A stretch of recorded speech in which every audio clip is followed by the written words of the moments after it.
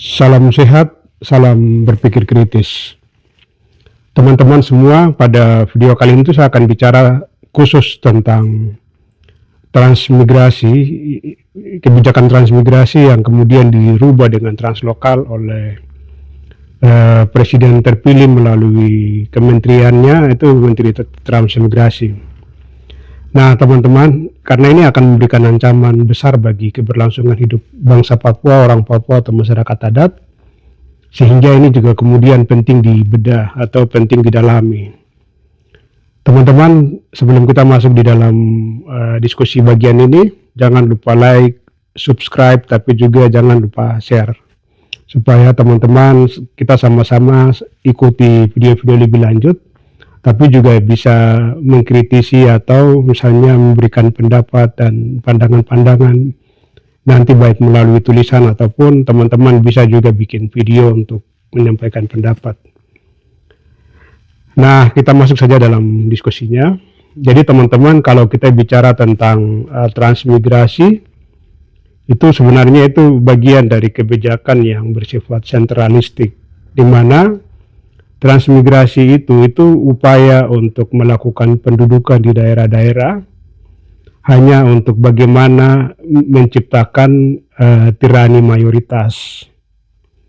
Apalagi kemudian sistem dalam pengelolaan negara itu justru mendukung tirani mayoritas dan memberikan ancaman dan dampak yang buruk terhadap masyarakat lokal. Dalam perkembangan misalnya itu masyarakat lokal justru selalu mengalami diskriminasi dan marginalisasi yang besar-besaran. Tidak ada dampak yang sangat signifikan terhadap transmigrasi, tapi justru negara memfasilitasi transmigrasi untuk lebih maju dan membiarkan masyarakat-masyarakat lokal itu kemudian menjadi hancur dan berantakan. Itu fakta yang terjadi di mana-mana, sampai dengan misalnya penguasaan lahan, sumber kehidupan segala macam itu dimonopoli oleh kelompok tirani mayoritas. Kita masuk saja sekarang rencana program transmigrasi yang kemudian hendak waktu itu mau didorong. Ini kan cara untuk bagaimana supaya Papua itu dijadikan daerah bukan lagi menjadi wilayah masyarakat adat, tapi menjadi daerah penguasaan dan pendudukan bagi kaum migran.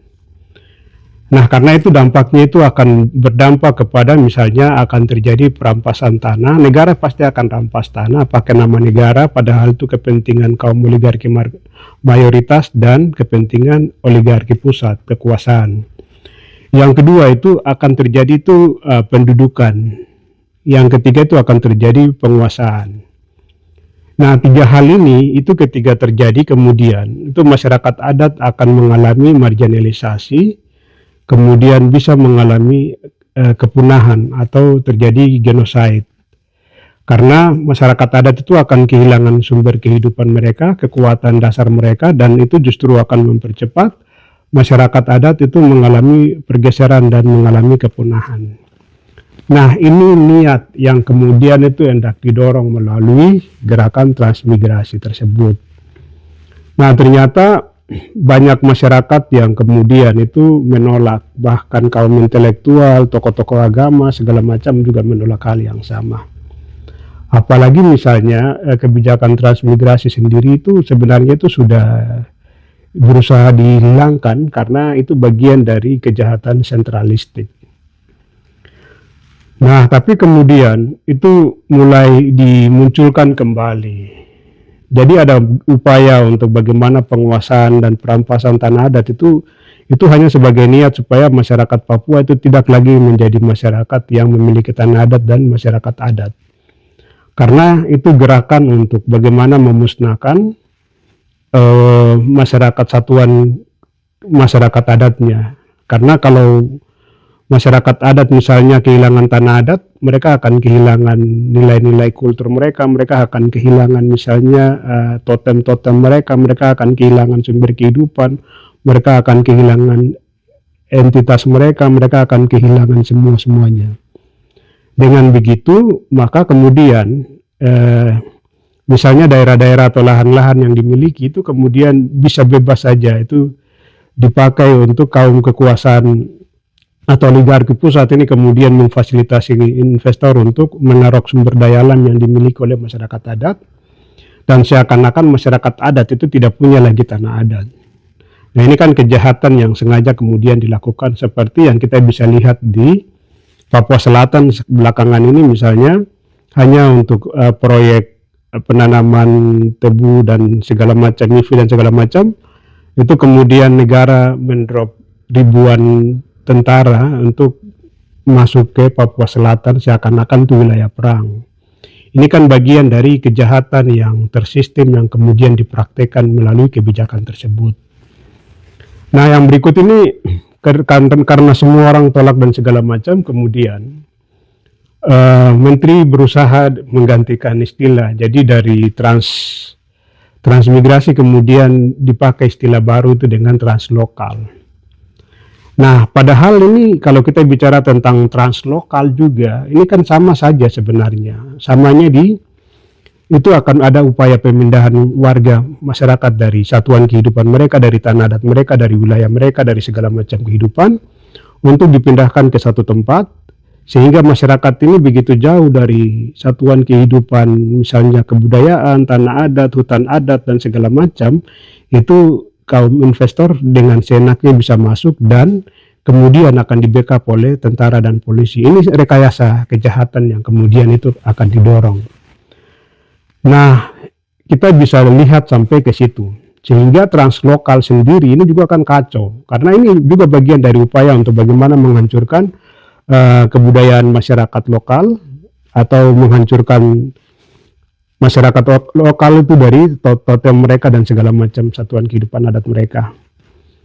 Nah, kalau sudah seperti begitu, itu akan berdampak kepada alat-alat produksi masyarakat itu akan dikuasai, diambil alih dengan paksa.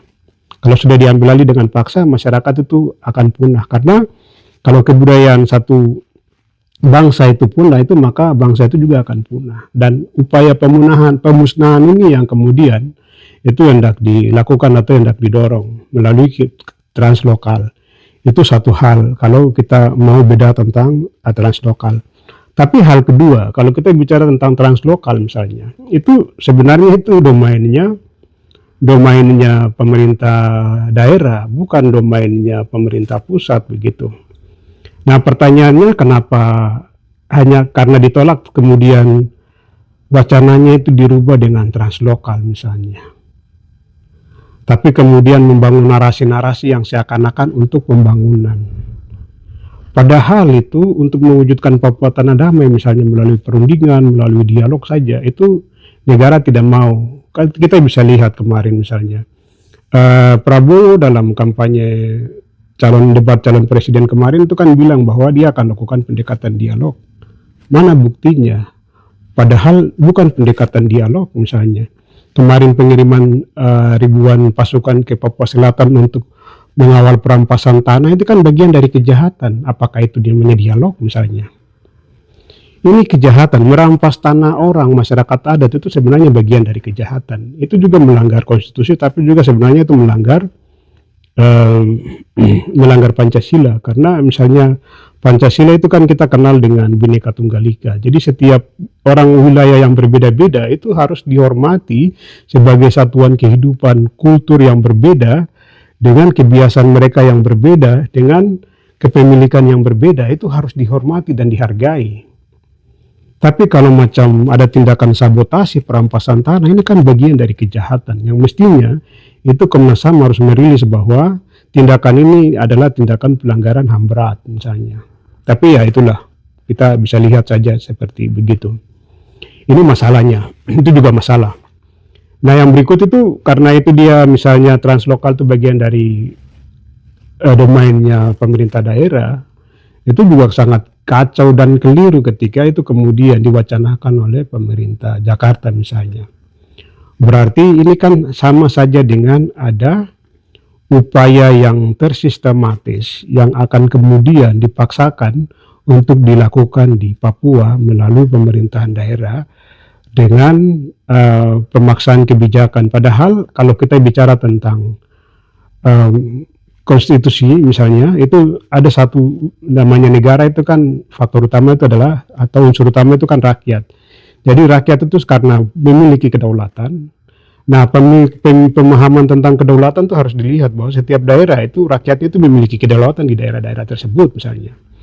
Sehingga ketika masyarakat di daerah tersebut itu menolak semua kebijakan seperti begitu, maka kebijakan itu sudah wajib harus dihentikan.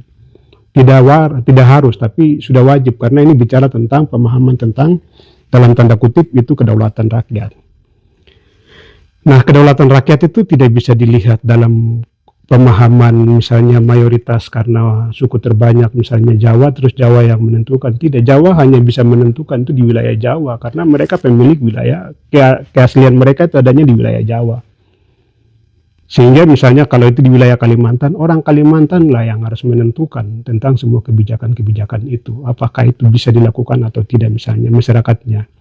Sementara negara atau pemerintah, bukan negara tapi pemerintah sebagai pelaksana itu bertugas hanya untuk melaksanakan apa yang kemudian diminta atau diinginkan oleh masyarakat misalnya. Nah, ada juga kan istilah misalnya kalau presiden itu sebagai kepala negara, iya dia sebagai kepala negara itu melaksanakan mandat rakyat. Presiden itu tidak melaksanakan apa yang diinginkan sendiri dan dipikirkan sendiri. Oleh karenanya misalnya dalam setiap perumusan undang-undang itu rakyat harus dilibatkan. Kenapa rakyat dilibatkan? Karena segala macam tujuan pembangunan dan segala macamnya itu untuk rakyat. Bukan untuk kaum oligarki, bukan untuk kaum penguasa misalnya. Semangatnya di situ. Nah, ini yang menurut saya belum selesai. Kita masuk lagi sekarang misalnya, karena itu bagian dari kewenangan provinsi, maka atau kewenangan daerah misalnya, itu juga kacau ketika kementerian itu berusaha untuk sembunyi-sembunyi istilah atau pakai istilah-istilah baru yang sebenarnya itu tidak terdidik. Yang berikut ini kan misalnya kita bikin saja perbandingan. Nah, dulu zaman Belanda itu kalau kita lihat, Belanda dengan mereka melakukan pendekatan kemanusiaan, pendekatan kebudayaan, terus kemudian pendekatan agama, itu terbukti Belanda waktu itu berhasil. Kenapa mereka berhasil? Karena pendekatannya tepat, tapi mereka juga membangun sistem. Jadi sistem itu yang kemudian bisa membangun masyarakatnya misalnya. Masyarakat di pegunungan, di mana-mana yang jauh saja itu mendapatkan pelayanan dan sentuhan dari Belanda. Kenapa seperti begitu? Karena sistem yang dibangun. Nah, sistemnya itu berpegang pada pendekatan seperti itu, sehingga semua orang itu merasakan, bahkan misalnya sentuhan pembangunan dan segala macam ala Belanda waktu itu justru berjalan dengan baik. Dan bahkan selama Belanda di Papua itu tidak pernah ada orang Papua yang mati dibunuh, atau misalnya tidak ada penguasaan atau perampasan tanah, tidak ada tindakan-tindakan kejahatan segala macam. Hal ini berbeda dengan Indonesia.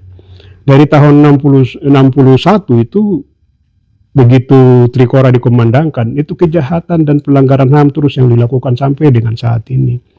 Misalnya kemarin tindakan perampasan tanah, ini kasus yang terbaru saja, tindakan perampasan tanah di Papua Selatan ini kan kejahatan. Apalagi sudah rampas tanah baru kirim tentara untuk kawal. Tindakan kejahatan yang dikawal oleh tentara ini kan bagian dari kejahatan juga.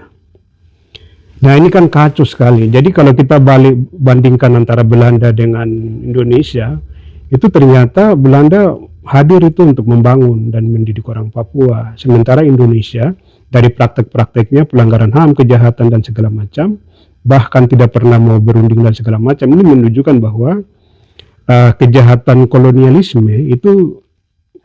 Indonesia di tanah Papua itu memang real karena terlepas dari aspek legalitas ya. Terus yang berikut itu, ini kan sistemnya ini kan sebenarnya ini kejahatan apartheid yang kemudian dilakukan pendekatannya. Dan ini bagian dari kejahatan yang sangat berat dan sangat fatal. Nah, pertanyaan yang terakhir itu, kenapa sih misalnya Presiden Prabowo itu tidak mau berdialog atau berunding misalnya? Padahal berunding dan berdialog itu cara yang bermartabat untuk selesaikan masalah di Papua. Kenapa Prabowo lebih memilih pendekatan-pendekatan kejahatan misalnya, pendekatan kejahatan misalnya karena perampasan tanah adat itu bagian dari kejahatan, atau pengiriman tentara yang berlebihan sementara di sana itu tidak ada perang misalnya, ini kan bagian dari tindakan-tindakan teror terhadap masyarakat lokal misalnya. Nah, kenapa tidak ada upaya-upaya damai seperti yang dalam kampanyenya dia bilang, Prabowo bilang kalau dia akan melakukan pendekatan dialog misalnya. Mana pendekatan dialognya, mana pendekatan perundingan itu? Mari kita kritisi barang ini dan kita tetap harus desak kepada Presiden Prabowo untuk gelar perundingan. Dan kami juga minta kepada Komnas HAM selaku lembaga yang mengawasi tentang hak asasi manusia dan menentukan hak asasi pelanggaran terhadap hak asasi manusia untuk bisa pantau ini dan menetapkan pendekatan ini bagian dari pendekatan terhadap kejahatan kemanusiaan yang dilakukan oleh negara melalui presiden terpilih. Demikian dari saya, salam sehat, salam berpikir kritis. Tuhan kiranya memberkati kita sekalian. Amin.